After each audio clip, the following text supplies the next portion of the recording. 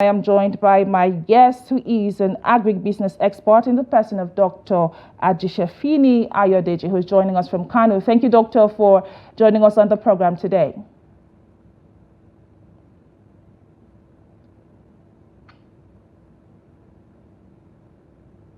Doctor, can you hear me? Because we are finding it difficult to hear you. We seem to have lost him there, but while we try to get that sorted, let's go now on a short break, and when we return, the conversation will continue to stay. And you are still watching Business Daily, coming to you live on Trust TV.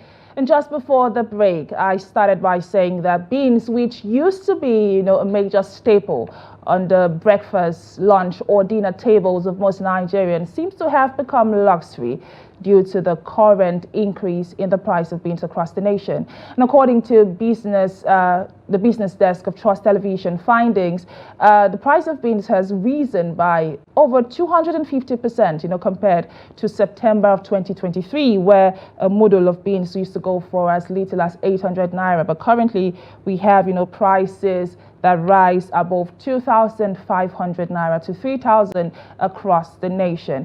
But I'm joined now by my guest, who is an agribusiness expert in the person of Dr. Ajisefinni Ayodeji, who is expected to help us, give some sort of understanding to the real reasons behind the rise on the price of beans. Thank you, Doctor, for joining us on the program today. Thank you. Good morning, and thank you for having me here this morning again on this special edition. Thank you very much for joining. You did hear the views of most Nigerians when we tried to compare prices, as to how much beans is currently going for in these different areas. Outrageous amount, I should say, talking about the inflationary pressures and the impact in the price of beans. But I really want to hear directly from you. You are a farmer and you're also, an agri-expert, an agribusiness expert. So what are the primary economic factors that, is affecting the increase in the price of beans? 250% in 1 year. That is quite high, I must say. Thank you very much. It's not only economic factor that affect the cost of beans within that period. Social factors are there, natural factors are there. And as we all know, it's only 1 or 2 regions in Nigeria that is producing beans for the whole Nigeria to consume. Whatever might have affected any of the region affects the production and affects the cost. Another thing that affects it is exportation of the small quantity of beans we are having here. Exporting it to neighboring country because our people wants to earn dollars, keeping us to be starved of it. It's another factor of having this hike in price. Technology is also another issue that we need to look into. Therefore, a lot of factors contributed to it, which I will be happy to discuss and elaborate on this morning. Okay, you have addressed some concerns. You said it's not just an economic factor, but also a social factor. I would like to hear your thoughts on what you mean by that.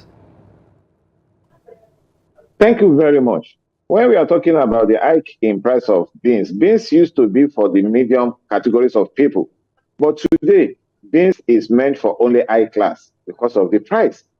And what are the reasons? Number 1, insecurity is part of the reason. We have been having the issue of insecurity in Nigeria for the past almost 10 years.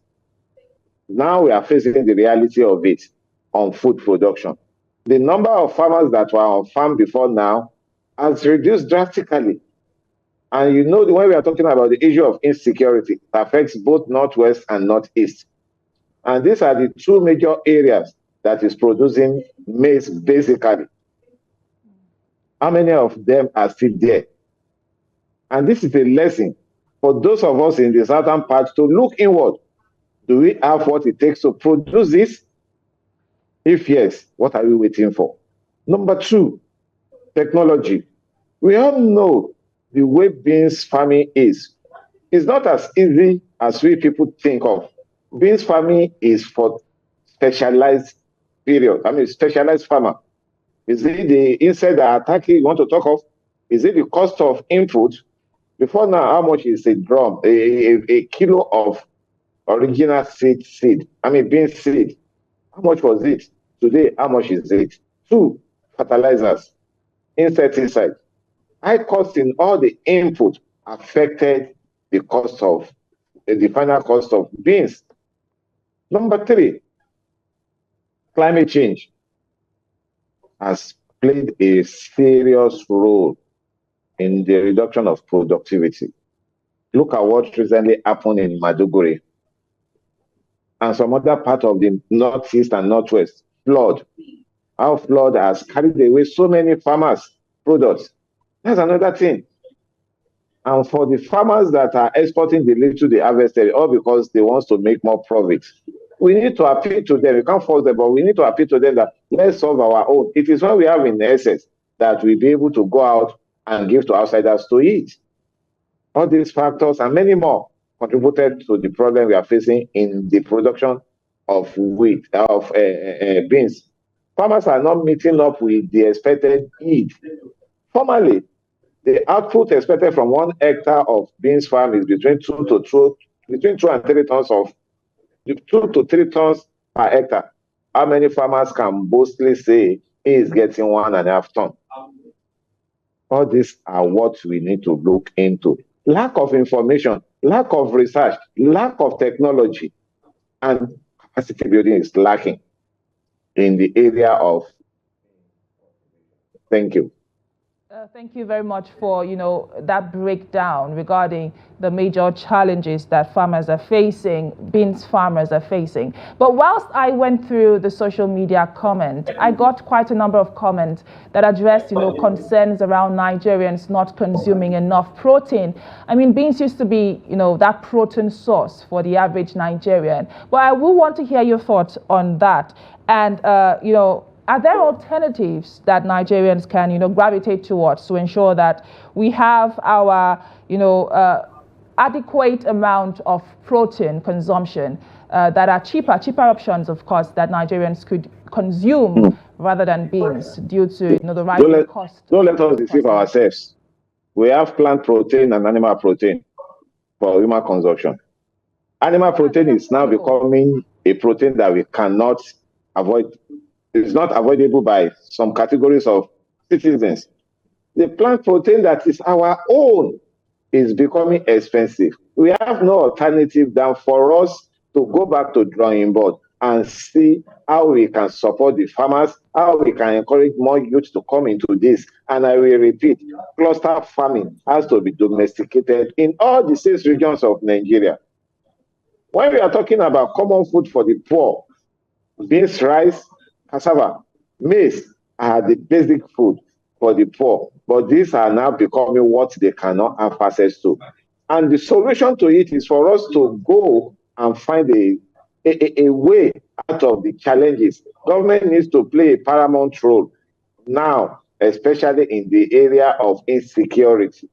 And this can only happen by providing, just like what we discussed some months ago, about these agro rangers. How can we bring the agro rangers and civil vigilante in each?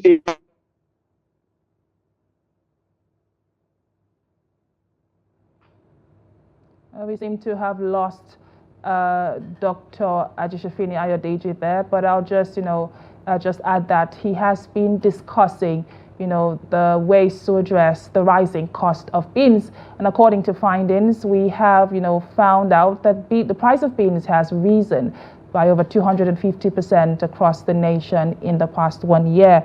And as at September of 2023, mudu of beans went for as low as 800 naira for 1 mudu. But as you can see, that has drastically increased, like I stated, increased by over 250%. But I believe we have Dr. Ajisefinni back with us again.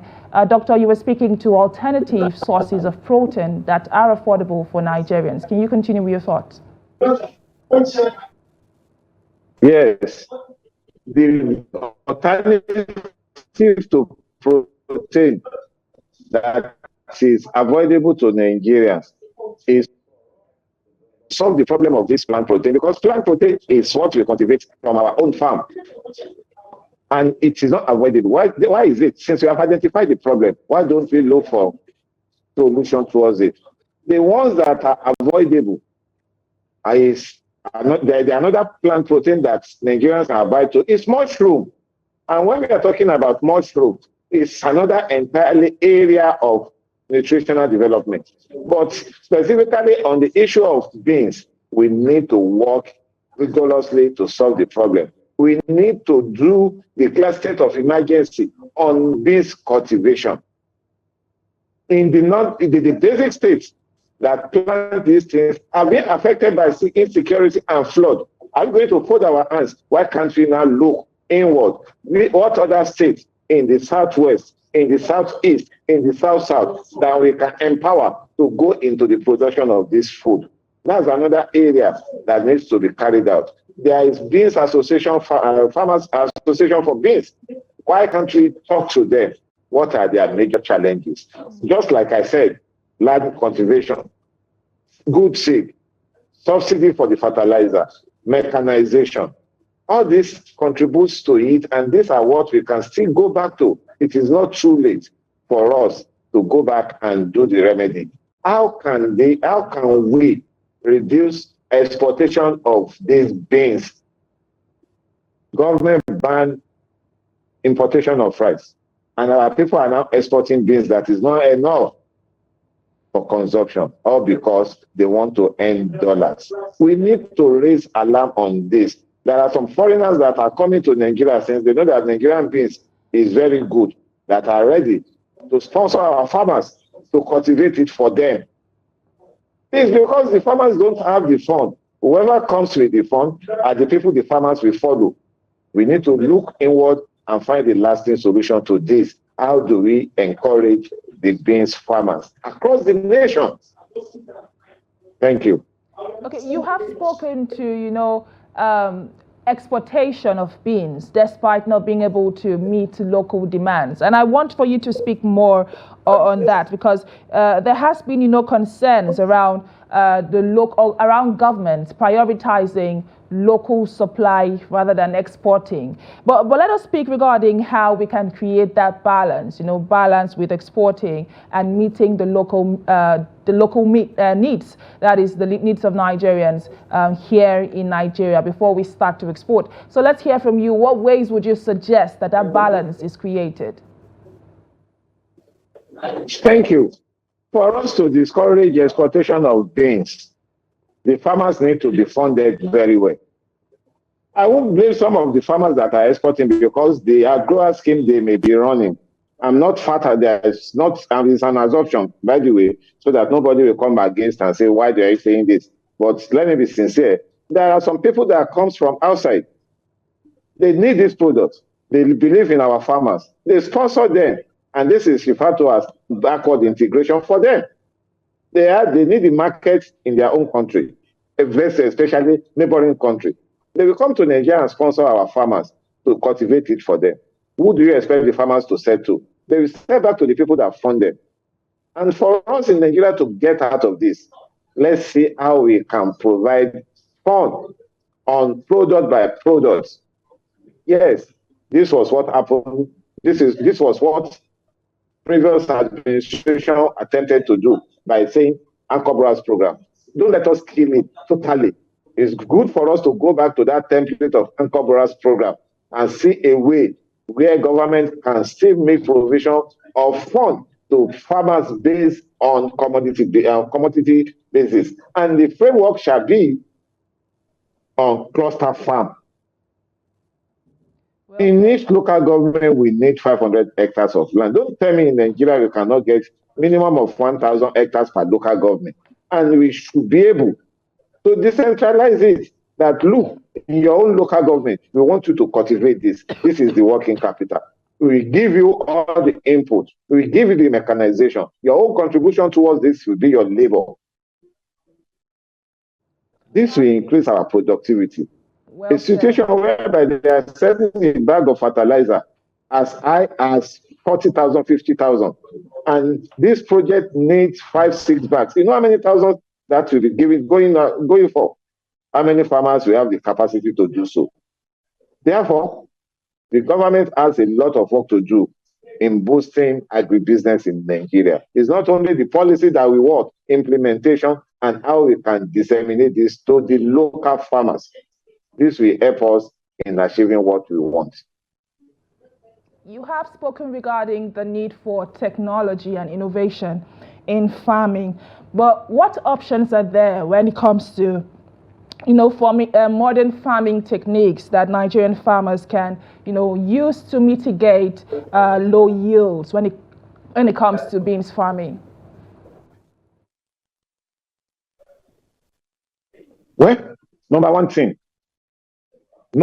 knowledge. We need to give enough extension services to our beans farmers. And this extension service starts from capacity building in their own language, enough of Tureshi. What are the modules of this training? One, the coverage area of their farming. How many of our local farmers knows the coverage areas they are planting on? Most of them will say, I have 1 acre of land. When you measure it, it may not be more than 4 plots. Let's do training on land mapping for farmers. After that, what is the modern technological way of planting maize? Is it compulsory for us to reach or to plow arrow and use planter to plant the maize in the accordance way? 3, application of herbicide and insecticides. A farmland of 1 hectare, which is equal to 20 plots, may be needing nothing less than 60 to 70,000 seeds of 1 per O or 2 per O, with a distance of planting of 1 centimeter by 1 centimeter. How many of our farmers is aware of this? This can only be achieved through mechanization. After that, application of the required fertilizer and herbicides at when due. That is another thing. That is where smart farming comes in. Moving ahead, harvesting period. Do we wait for the beans to get ripe on the farm before we harvest it? Or we harvest it a week to the normal ripening stage? What provision do we have for post-harvest management? What provision do you have for logistics, moving from farm to middlemen? What is the cost of production templates? You see, if we do not go into agribusiness in some of this food stuff we are talking about, the cost will continue to be at high price for farmers to adopt, because none of the farmers, most of our local farmers don't have cost templates for what they are doing. And they use open market pricing to determine what they sell to end consumers. We are talking about price control. Price control can only work where we have templates for farmers, and this template is being interpreted to farmers to adopt. And there is subsidy. We are talking about subsidy. The only area in Nigeria that we need subsidy is the food production. If government can look into that area as they are working on, I'm very sure price of all the categories of food will be crashed to the level whereby we have in abundance to export to another country. But if government is not looking at it from the perspective of the area they need to subsidize, Nigeria will continue to be having this issue. Thank you. So many unanswered questions. I mean, you actually did point at certain areas that indeed, does need some sort of government intervention. But I will want to, continue with your thought on post-harvest losses. We understand that post-harvest losses are even more common when it comes to, perishable goods. Obviously, beans can be categorized as, a perishable good. But I will want for you to explain to us the magnitude of post-harvest losses when it comes to beans farming. To beans. Sincerely speaking, the post-harvest loss in maize farming is very high, because maize seed is in the comb. Before they get ready for harvest, it has to get from green to brown. That brown means it is ready for harvesting. And if the farmer do not go and harvest as at when due and allow that room where they stay, the seeds stay, allow it to break on its own, if you do it, it's a loss to the farmer. Not stopping at that level. Some of the enemies of beans farmers will not go and destroy until when they see that this farm is getting close to harvest. Let me put my animals to go and eat there. We need to work on that. And that's part of insecurity I'm talking about. Getting it harvested manually will never give farmers the expected yield. Preservation is another thing, gone are the days, because beans being a very perishable goods that attracts insects. What other way can we do to prevent this after threshing of the beans from its own shell to become ready to cook? You can't keep beans in the cold, in a situation or in a warehouse where the temperature is too much. The insect will easily attack it. And if insect attack the beans, what do you expect? Therefore, there should be a warehouse that will give the required temperature for harvested beans for as long as it will be there, so that our local farmers will not be using a traditional way they've been using to prevent insect attack on their beans. Some farmers are using poisonous preservative, which is not good, which is injurious to our health, to preserve their beans. This is where the issue of extension services comes in. This is a situation where agribusiness standard operational procedure needs to be implemented. And government alone cannot do it. That's why we have private sectors that are in agribusiness practicing agribusiness that can work with government at any level to increase and do this. Food security is for all. It's not only for the government to secure. Indeed, food security is for all and not for the government alone to secure. But you also did speak to issues around, challenges across supply chain, from the farmers before this food gets to the final consumers. There are a lot of loopholes in the entire, supply chain. But I would want for us to speak regarding how we can strengthen and build a proper food supply chain to ensure that this food eventually does get to the final consumer without the outrageous inflation of prices. So let us speak regarding, policies that could help mitigate such inflation. What would your recommendations be? Obviously from the government and also from before I can recommend and the farmers a way forward. Before I can recommend a way forward, somebody sponsor the farmers to plant beans for them. That person incur cost.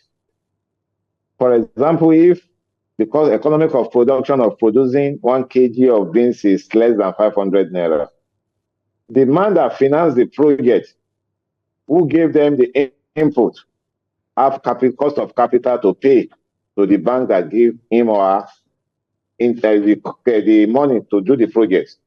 Logistics from farm to his own warehouse as a wholesaler, you know how much a liter of diesel is going for. You know how much a liter of petrol is going for. Getting into his warehouse, he will add his own markup. Yes, we know that what our middlemen are doing is unfair to farmers.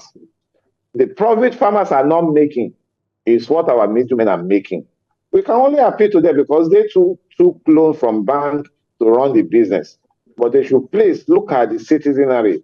They should please consider the purchasing power, that we don't have that purchasing power to buy at that price. Sincerely speaking, beans is not as high as we are buying in the open market from the farm. It is not as high as that. But do we blame the middlemen? That's where they incur the high inflationary rates. has to be considered. The cost of interest on loan has to be considered. And for us as individuals, as private practitioners, what we are soliciting for at this level is subsidy to farmers. The channel of distribution from farm to table is just too long. There are so many bureaucracy along it. There are so many multiple taxes being paid by the middlemen, moving moving beans from Kaduna to Lagos. You know how many taxes at any point of each state they will charge the logistic officer in. They will pay tax. And you know what that means? All this expenditure will come back on the price of the goods. A lot needs to do. A lot revolution and reform needs to come into food security channel of distribution. Indeed, a lot of reforms or intense reforms should be done in the distribution channel or agri space in Nigeria. Food security is a major challenge, and we need to nip that in the bud. But thank you, Dr. Ajisefinni Ayodeji, for the insight you've shared with us on today's edition of the program. Thank you. It's my pleasure. Insightful conversation there with agribusiness expert Dr. Ajisefinni Ayodeji, who has spoken to how we as a nation can address the concerns around the current rise in the price of beans.